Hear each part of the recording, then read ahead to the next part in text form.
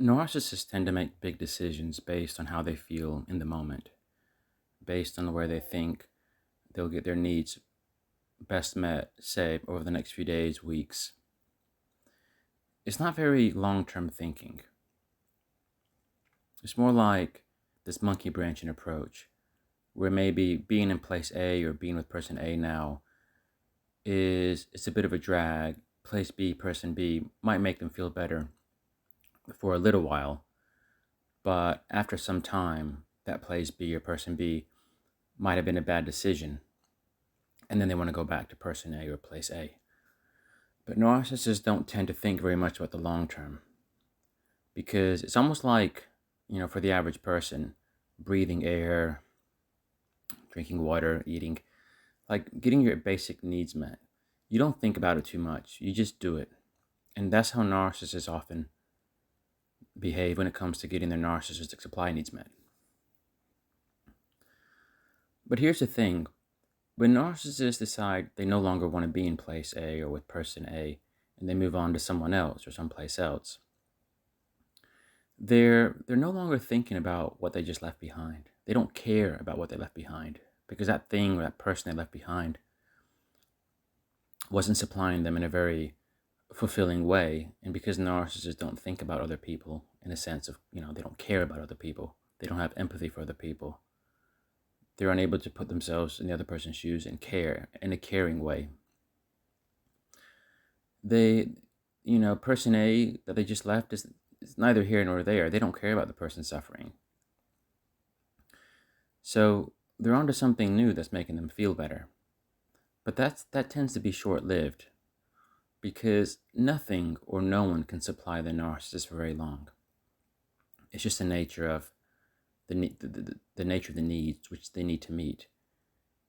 Narcissists need to feel impossibly special. Narcissists need you to give them your full, undivided, focused, energetic attention towards them for them to even kind of break even in terms of getting their supply needs met. But it's only somebody who's completely mesmerized by the narcissist in the early days that can do that. Once the person is no longer mesmerized by the narcissist, or more importantly, once the person starts to become devalued by the narcissist, they don't have so much to give. Their resources start to evaporate. Narcissists eat away at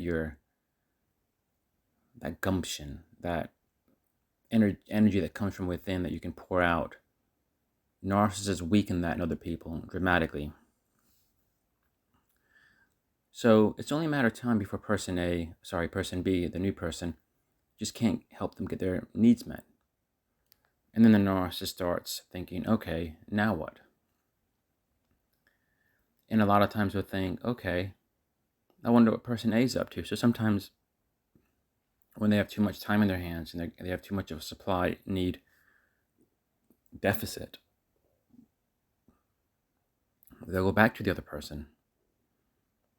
And they expect person A to welcome them with open arms. They expect person A, the one who they discarded, the one who they left, indifferently, not caring about them for how long they were away.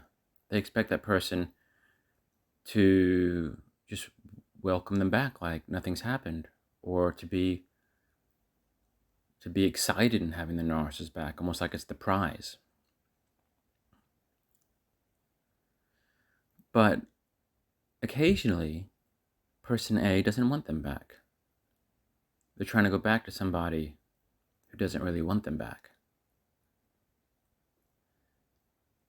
And because the narcissists, they once felt that they owned that person. It's almost like that trophy they put away in their closet that they now want to take out and look at and enjoy again. They get hugely offended when somebody doesn't want them back. They get hugely offended when somebody doesn't place them on the highest pedestal. It's almost like in their head, oh, something's wrong with you. Because the narcissist is the best. Even after they abuse the person, even after they use the person, even after the person suffered a long devaluation, and then a very brutal discard with no closure, keeping them confused, the narcissist expects to be able to go back to that.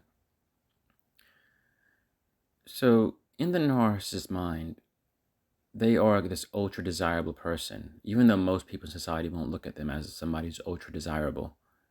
In their heads, they think that, and they try to spend their time around the one or two people who might actually make them feel that way so they can get their grandiose needs met. But when the person who they're trying to go back to, because they think that person has a lot to offer, they get hugely injured. They suffer a huge injury to their ego. They suffer this huge, it's just, these things put them in denial a bit, where they think, oh, the other person's losing out. Oh, the other person's crazy. Oh, the other person, doesn't have their head on straight.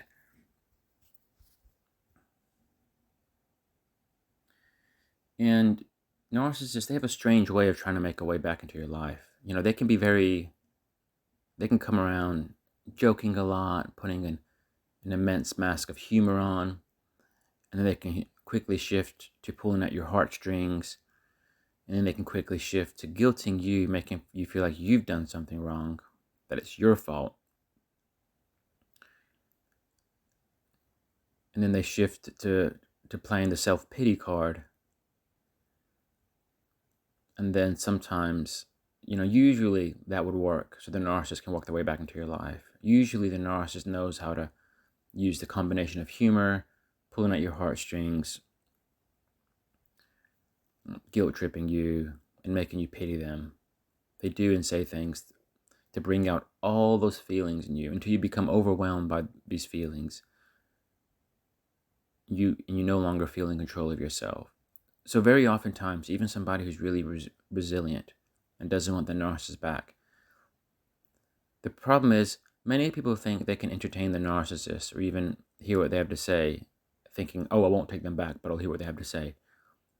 It doesn't really work that way. The moment you start entertaining them, either you're playing a very evil game with them, or if you're just trying to be reasonable, you can't be reasonable because they'll use all these emotions against you.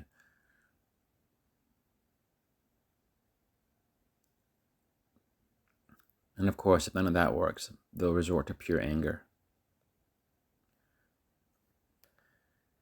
But narcissists, they struggle to accept that people don't want them back.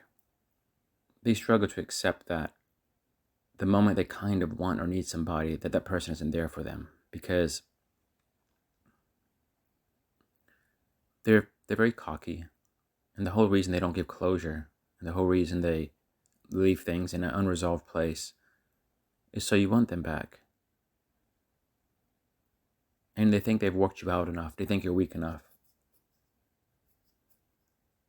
that you can't make it without them.